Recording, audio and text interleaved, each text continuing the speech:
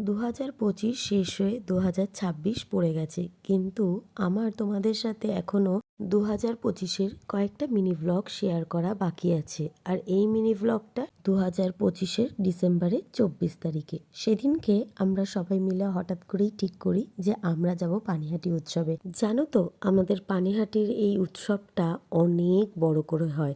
আর আমাদের কাছে মেলা মানেই হলো খাওয়া দাওয়া, ঘোরাঘুরি আর কেনাকাটা।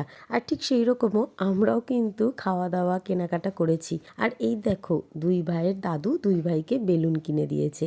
আর বেলুন কেনার পরেই আমরা চলে এসেছি কয়েকটা চায়ের কাপ কিনবো বলে। নেক্সট ডে ছিল 25শে ডিসেম্বর। 25শে ডিসেম্বর আমরা যাচ্ছি হচ্ছে আমার দিদির শ্বশুর বাড়িতে। যাওয়ার পথে এনার সাথে আমাদের দেখা। এটার ঠিক কি নাম আমি জানি না, কিন্তু এটার সাথে আমাদের ছোটবেলার কিন্তু অনেক স্মৃতি আছে। ছোটবেলায় এটা খেতে খুব ভালো লাগতো, কিন্তু বড় হওয়ার পর বাবিন আর বুগ্গুকে কিনে দেওয়ার নাম করে সেখান থেকে একটু টেস্ট করায় আমার কিন্তু খুব একটা ভালো লাগেনি, খুব মিষ্টি লেগেছে।